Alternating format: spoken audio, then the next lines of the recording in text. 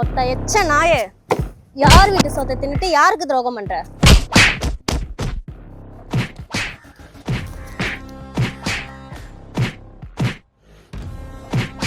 பாடு.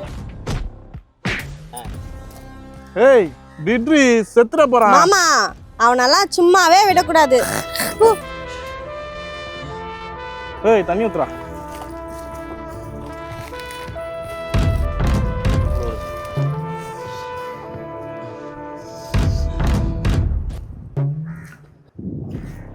ஏய் ஏய் ஏய் ராஜனே வா ரைட்டு. அம்மா பையன் தான் அம்மா கஷ்டத்தில் இருக்கான். டேய் இது என்ன ஐடி கம்பெனியா? இங்க வந்து வேலை கேட்டுட்டு இருக்க?